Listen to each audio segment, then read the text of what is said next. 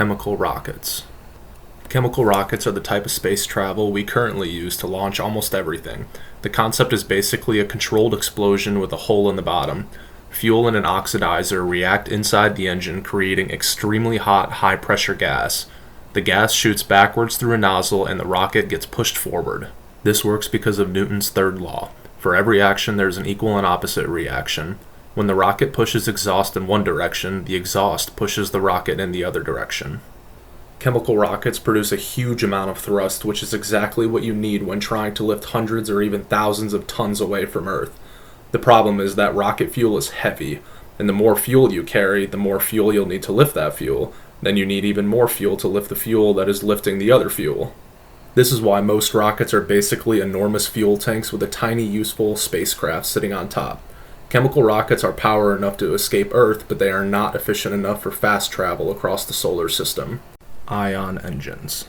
Ion engines take the opposite approach. Chemical rockets create a massive push for a short amount of time. Ion engines create an extremely tiny push for months or even years. An ion engine takes a gas, commonly xenon, and removes electrons from its atoms. That gives the atoms an electrical charge, turning them into ions. Electrical fields then accelerate those ions out of the back of the engine at huge speeds. The individual push is tiny. If you turn on an ion engine while sitting on the launch pad, the spacecraft would go absolutely nowhere. But there's almost no resistance in space, so the engine can keep pushing continuously, gradually making the spacecraft move faster and faster. NASA's Dawn spacecraft used ion propulsion, with xenon ions leaving its engines around 7 to 10 times faster than the exhaust from chemical engines. The engine used very little propellant but produced only a gentle, continuous acceleration. It's like comparing a sprinter to someone walking non-stop for 3 years. The sprinter starts much faster, but eventually the person who never stops can travel farther. Nuclear thermal propulsion. A nuclear thermal rocket is similar to a chemical rocket, except it replaces the chemical explosion with a nuclear reactor. Liquid hydrogen flows through the reactor. The reactor heats the hydrogen to an extremely high temperature, turning it into rapidly expanding gas. That gas then shoots through the nozzle and creates thrust. The important difference is that hydrogen is not being burned. The nuclear reactor is simply heating it. This allows the rocket to achieve high thrust while using its propellant more efficiently than a traditional chemical engine.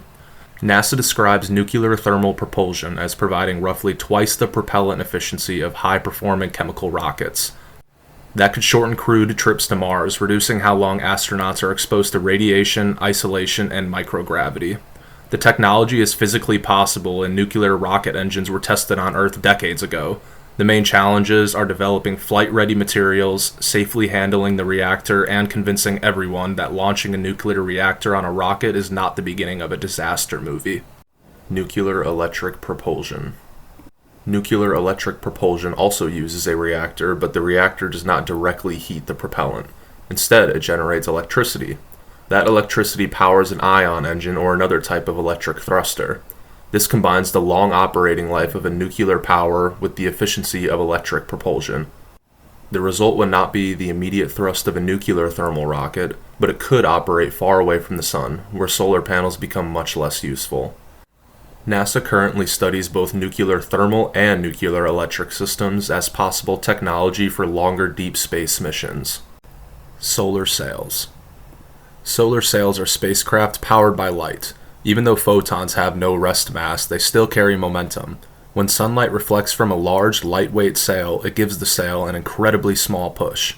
One photon does essentially nothing, but the sun produces a fairly unreasonable number of photons. A solar sail can receive this push continuously without carrying any fuel. Over time, that tiny acceleration can produce significant changes in speed and direction.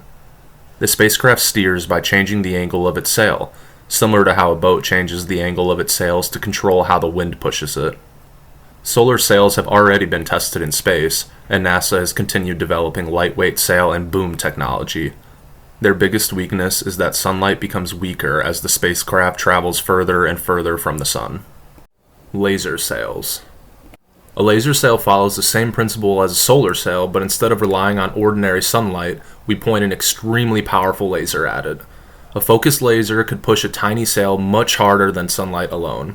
The most famous version is Breakthrough Starshot, a proposal involving extremely small spacecraft attached to lightweight sails. A massive laser array would accelerate the probes to a significant fraction of the speed of light. The project's stated concept has discussed speeds around 20% of light speed, which could theoretically allow a tiny probe to reach Alpha Centauri in just over 20 years, a trip that would normally take 72,000 to 150,000 years. There are, however, several small problems. The laser array would require a ridiculous amount of power. The sail would need to survive the beam without melting. The spacecraft would have to avoid dust while moving thousands of times faster than a bullet. And once it reaches its destination, it has no easy way to slow down. It would essentially fly past another star system at an absurd speed, quickly take some pictures, and hope we receive them years later. Gravity assist. A gravity assist is the closest thing real space travel has to stealing speed. A spacecraft approaches a moving planet and falls into its gravitational field. As it swings around the planet changes the spacecraft's direction and can increase its speed relative to the sun. The energy is not appearing from nowhere. The spacecraft takes a microscopic amount of the planet's orbital momentum. The planet technically slows down, but by such an unbelievable small amount that nobody on the planet would notice. Gravity assists have allowed spacecraft to reach destinations that would otherwise require far more fuel. NASA missions have used planets and moons to increase speed, decrease speed, or dramatically change direction. The downside is that planets need to be in the correct positions. You can't just request a gravity assist from Jupiter whenever you feel like it. Fusion propulsion. Fusion is the process that powers the sun. Light atomic nuclei combine, releasing enormous amounts of energy. A fusion rocket would use this energy to heat and accelerate plasma out of the rear of the spacecraft, potentially through a magnetic nozzle. Fusion propulsion could theoretically combine high exhaust speeds with enough thrust to make trips across the solar system much faster. Instead of spending many months traveling to Mars, advanced fusion concepts could potentially reduce travel times significantly depending on the design. NASA has studied concepts where fusion energy is released directly into propellant, avoiding the need to first convert all that energy into electricity. It has also studied pulsed systems that would create repeated small fusion reactions behind the spacecraft. The problem is that controlled fusion is already extremely difficult when the reactor is sitting motionless on Earth. Building a compact, lightweight fusion reactor that works reliably inside a spacecraft is another level of difficulty entirely. Antimatter propulsion. Antimatter is basically matter's extremely dangerous opposite. When a particle meets its corresponding antiparticle, both are annihilated and their mass is converted into energy. That gives antimatter an almost absurd energy density. An antimatter engine could use this energy to heat propellant or directly produce a high-speed exhaust. A very small amount of antimatter could theoretically release more energy than a much larger amount of chemical or nuclear fuel. Unfortunately, antimatter has one fairly serious personality flaw. It can't touch anything. If antimatter touches the wall of its container, it annihilates. It must be held in extremely high vacuum using electromagnetic fields.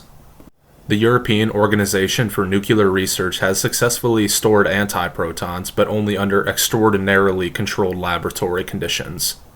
Producing antimatter also currently requires vastly more energy than we could ever recover from it. So antimatter is less like fuel we can buy and more like the world's most expensive collection of subatomic particles. Generation ships and cryosleep. Maybe the solution is not making the spacecraft faster. Maybe it's that accepting that the trip is going to take centuries. A generation ship would be a gigantic, self-contained spacecraft where entire generations of people are born, live, and die during the journey. The people arriving at the destination would be the descendants of the people who originally left Earth.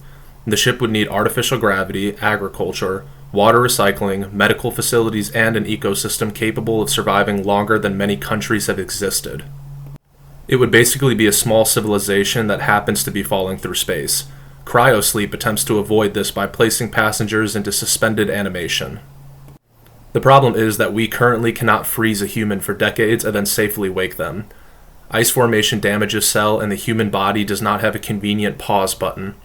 Generation ships do not require faster-than-light physics. They just require almost perfect life support technology and a group of people willing to accept that they will never reach the destinations themselves. Wormholes. A wormhole is a proposed shortcut connecting two distant regions of space-time. Instead of traveling the entire distance between Earth and another star, A spacecraft would enter one side of the wormhole and exit through the other. The classic explanation is folding a sheet of paper so two distant points touch, then punching a hole through both. The mathematics of general relativity allow physicists to study wormhole-like geometries, but that doesn't mean we know how to create one, find one, or travel through one. Transversable wormhole models generally require unusual conditions, including matter or energy that violates ordinary energy conditions. Wormholes could also create problems involving causality and time travel. And even if we created a wormhole, we would somehow need to place its other entrance at the correct destination. Warp drives. According to relativity, an object with mass cannot accelerate through space beyond the speed of light. So a warp drive attempts to exploit a loophole. Instead of moving the spacecraft through space, move space around the spacecraft. The best known model is the Alcubierre drive. Space would contract in front of the ship and expand behind it, carrying a bubble containing the spacecraft. Inside the bubble, the spacecraft would not locally be moving faster than light, but the bubble could cross the distance between two locations faster than a beam of light traveling through normal space. The original proposal required exotic negative energy to create the space-time distortion. Later research has explored other warp geometries, including sublight models that may use positive energy, but those versions do not provide the faster-than-light trip people normally imagine. Even the theoretical models leave huge questions about energy requirements, stability, control, and how the bubble would begin or stop moving. Hyperspace. Hyperspace is where science officially leaves the room. In science fiction, hyperspace is usually a separate dimension, alternate region, or hidden layer of reality where distances are shorter than they are in normal space. The ship enters hyperspace, travels a much smaller distance, and then returns to normal space somewhere else. This is extremely useful for writers because characters can travel between stars without spending 40,000 years staring out of a window.